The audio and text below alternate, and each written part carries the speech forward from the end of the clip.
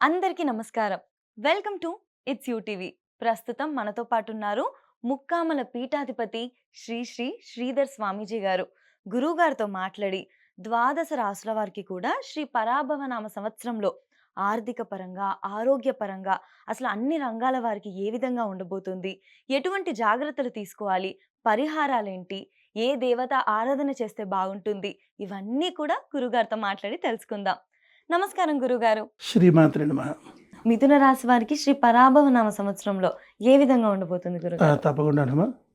ఇక మిథున రాశి అనేసరి ఇక్కడ మృగశిర 3, 4 పాదాలు, ఆరుద్ర 1, 2, 3, 4 పాదాలు, పునర్వసు 1, 2, 3 పాదాల వారికి ఈ యొక్క రాశి వర్తిస్తున్నారు. మిథున రాశిలో ఉంటారు వీళ్ళంతా. హ్మ్.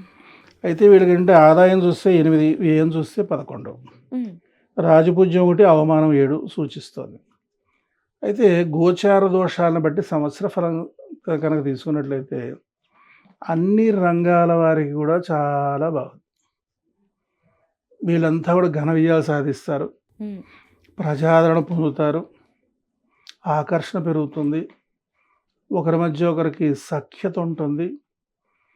అదేవిధంగా మంచి పేరు ప్రతిష్టలు తెచ్చుకుంటారు.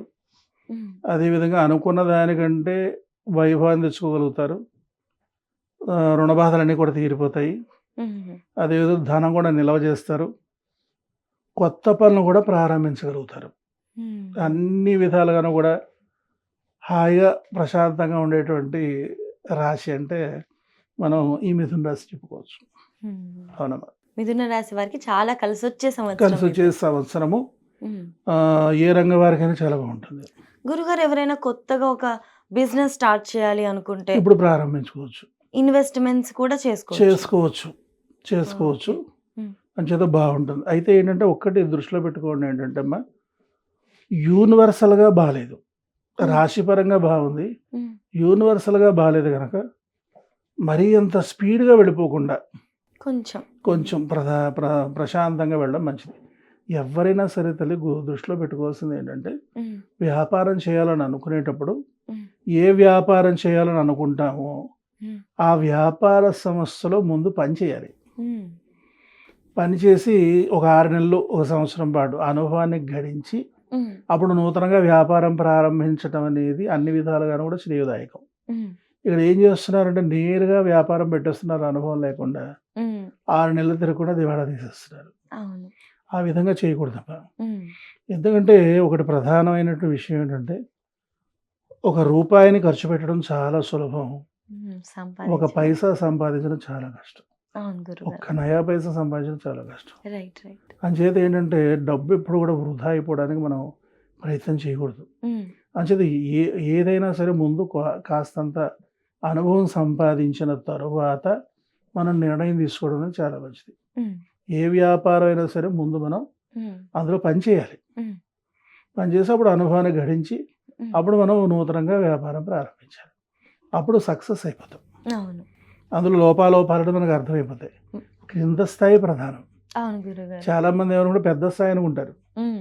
ఇప్పుడు నేరుగా చూడండి, చైర్మన్ అయితే కిందంతా ఖాళీ అయిపోతుంది. హ్మ్. వెంటనే రెండో తరంలో మొత్తం ఖాళీ ఆ హ్మ్. సంస్థ. ఎందుకని? ఆ స్కిల్స్ డైరెక్ట్‌గా ఉండవు. హ్మ్. చైర్మన్ అయిపోయాడు. హ్మ్. ఈ చైర్మన్ ఏమయ్యాడు? కింద నుంచి పైకొచ్చాడు. అవును. లోపాలోపాలని తెలుసు. హ్మ్. కింద స్థాయిలో జరిగేటువంటి లోపాలే పై స్థాయి వాళ్ళు కొట్టేస్తాయి. హ్మ్. ఈ రహస్యం వీళ్ళు తెలుసుకోలేరనమాట. అంచేత ఎప్పుడైనా సరే ఒక ఉద్యోగం గాని, ఒక ఇండస్ట్రీ ఒక వ్యాపారం గాని, ఒక ఇండస్ట్రీ గాని నడపాలనుకునేటువంటి వాళ్ళు, ప్రారంభించాలనుకునేవాళ్ళు హ్మ్. ముందు ఒక ఎంప్లాయీగా ఆ వ్యాపారంలో చేరాలి. ఆ హ్మ్. ఇండస్ట్రీలో జాయిన్ అవ్వాలి. హ్మ్. అప్పుడు అనుభవం గడించి అప్పుడు పెడితే సక్సెస్ అవుతారు. ఈ రహస్యం ఎవ్వరు చెప్పరు. అవును. అంచేత ఈ ప్రకారంగా చేసుకోవడం అనేది చాలా చాలా మంచిది. కరెక్ట్‌గా చెప్పారు అవునమ్మా. గురుగారు. గురుగారు బంగారం కొనాలనుకున్న ఈ సంవత్సరం వాళ్ళకి ఓకేనా గురుగారు? బంగారం కూడా ధరలు పెరిగేదానికి అవకాశం కనపడుతుంది తల్లి. అవునా? బంగారాన్ని వదిలేయండి. ఎందుకంటే దాన్ని మాయ చేసి, మసిపూసి జనాల్ని ఇబ్బంది పెట్టే ప్రయత్నమే జరుగుతోందక్కడ. హ్మ్. అంచేత ఏంటంటే ఈ సమయంలో బంగారం కొనడం, వెండి కొనడం అనేది అంత కుదిరినంత వరకు శ్రేయదాయకం కాదు. చేయకపోవడమే బెటర్. ఒకప్పుడు చూడండి, ఆన్‌లైన్‌లో బంగారం బిజినెస్ అని చెప్పి స్టార్ట్ చేసి హ్మ్. ఒక్కొక్కళ్ళు 50,00,000, హ్మ్. తర్వాత కోట్ల రూపాయలు హ్మ్. అలా పాడు చేసుకున్నారు. హ్మ్. అదేమిట్రా బంగారం వ్యాపారం చేసి నష్టపోవడం ఏంటని అడిగాను నేను. హ్మ్. అసలు ఏం లేదు గురుగారు ఆన్‌లైన్‌లో చేసేసాం బిజినెస్ అన్నీ గాలిలో కలిసిపోయాయండి అన్నారు. బంగారం కొన్నాం. ఇప్పుడు రేటు తక్కువగా ఉంది. ఒక కిలో బంగారం కొన్నాం. రేటు పెరిగింది అమ్మేసాం. మన దగ్గర బంగారం అన్నా ఉండాలి, క్యాష్ అన్నా ఉండాలి. అవును. రేటు తగ్గిపోయింది. బంగారం మన ఇంట్లో ఉంటుంది. ఏ నక్కలిస్తో చేయించుకుంటాం, వడ్డాణం చేయించుకుంటాం. నష్టం ఏంటి? అవును. మరి అదేంటిది అన్ని లక్షలు లాస్ అయిపోవడం ఏంటి? బంగారం వ్యాపారం నష్టం రావడం అంటే విచిత్రమైనటువంటి స్థితి అనమాట. హ్మ్. అంచేత ఆ రకమైన మోసపూరితమైన వ్యాపారాలు చేయొద్దు. అవును గురుగారు. ఇక్కడ ఏంటంటే మీ దగ్గర డబ్బుంది. హ్మ్. బంగారం కొనేసి పెట్టేసుకోండి. అంతే. పెరిగితే అమ్మేసుకోండి. హ్మ్. ఇప్పుడు ఇక్కడ ఏమైపోతుందంటేనమ్మా, ఇది కలియుగం. మానవుడు ఆశాజీవి. హ్మ్. ఈ కలియుగంలో మానవుడు అత్యాశాజీవిగా ఉండొచ్చు. హ్మ్. కలియుగం గనక. దురాశాజీవి కాకూడదు. అందరూ దురాశకు పోతున్నారు. హ్మ్. కూర్చున్న దగ్గర నుంచి కదలకుండా కోట్లాది రూపాయలు సంపాదించేసి ఫ్లైట్స్‌లో తిరిగేయాలి. హ్మ్. బెంజ్ కార్‌లో ఊరేగేయాలి. బ్రాండెడ్ బట్టలు కట్టేసుకోవాలి. ఇట్లాగ అయిపోయారంతా. అది చాలా తప్పదు. హ్మ్. కష్టపడి సంపాదించాలి. మనం సంపాదించింది నిలబడాలి. మనం సంపాదించింది మన కుటుంబీకులు తిని సంతోషించాలనేటువంటి ఆలోచనలో ఉండాలి. హ్మ్. అప్పుడు సక్సెస్ అవుతారు. దురాశ అనేది ఎప్పుడూ పనికిరాదు. ఎందులోనూ పనికిరాదు. ఓకే. ఎవరికీ పనికిరాదు. హ్మ్. అట్లా వాళ్ళే నష్టపోతుంటారు. హ్మ్. ఇప్పుడు అందరూ ఆ దురాశకు పోయే నష్టపోతున్నారు. అవును. నష్టం రాకూడదు తల్లి. ఎందుకంటే ఒక కుటుంబం నాశనం అయిపోతుంది. హ్మ్. ఒక వ్యక్తి చేసేటువంటి తప్పిదం వల్ల హ్మ్. ఫ్యామిలీ మొత్తం రోడ్డెక్కేస్తుంది. అవును.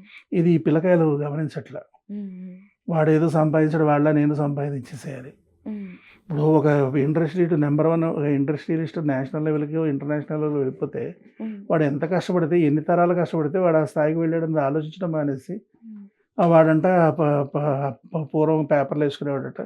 ఇప్పుడు వాడు అంతట వాడే అయిపోయాడని చెప్పేసని పేపర్‌లో ఏసుకునేవాళ్ళు అందరూ గంటలో అయిపోతారా?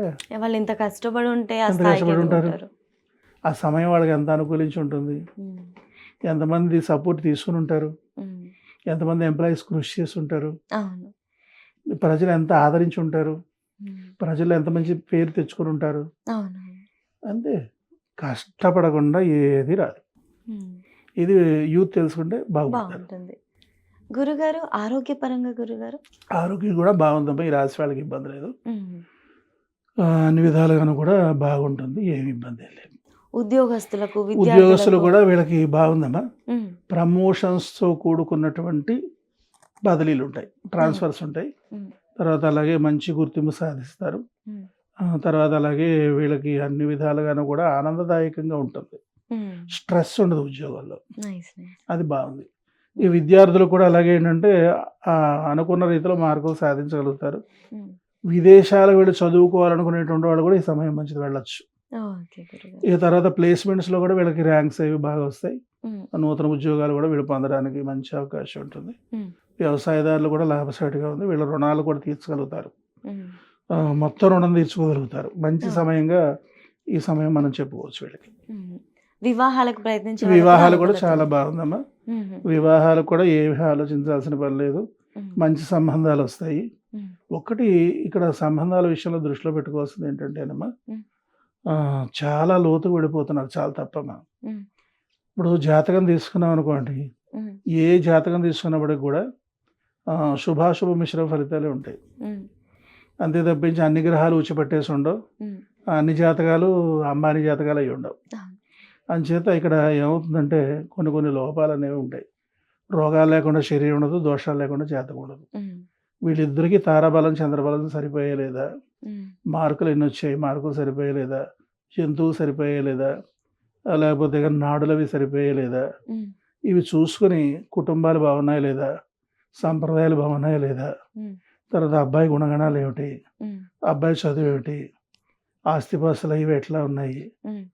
ఈ 7 తరాల నుంచి ఎట్లా ఉన్నాయి? ఇవి చూసుకొని పూర్వం పద్ధతిలో వివాహం చేసుకోవడం అన్ని విధాలుగాను కూడా మంచిది. ఓకే గురుగారు. అది చేసుకుంటే సరిపోదు.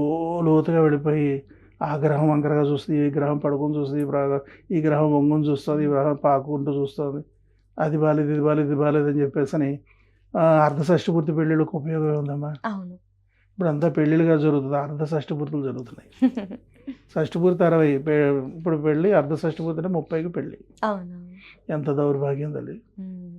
అంచేత ఎప్పుడైనా సరే వివాహం సకాలంలో అయిపోవాలి. హ్మ్.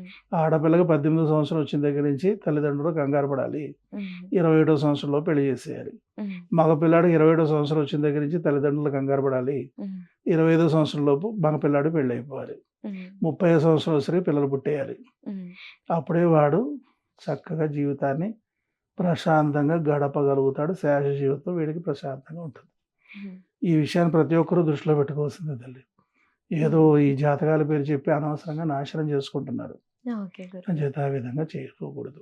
గురుగారు వీళ్ళు ఏ దేవత ఆరాధన చేస్తే బాగుంటుంది? అవునమ్మా. వీళ్ళకి ప్రధానంగా దశమహావిద్యలందరికీ కూడా చేసుకోవడం ద్వారా బాగుంటుంది. హ్మ్. ఇక సులభమైన ఉపాయం ఏంటంటే దశమహావిద్య అమ్మవారి ఫోటో నెట్‌లో డౌన్‌లోడ్ చేసుకొని, హ్మ్. ఫ్రేమ్ కట్టించుకొని, పూజా మందిరంలో పెట్టుకొని, హ్మ్. రోజు అమ్మవారికి ఒక పట్టి బెల్లం ముక్క నైవేద్యం పెట్టుకొని, హ్మ్. ఆ మహామంత్రాలు రోజు చక్కగా ఒక 27 సార్లు, 11 సార్లు జపం చేసుకుంటూ ఉంటే సంవత్సరం ప్రశాంతంగా వెళ్ళిపోతుంది.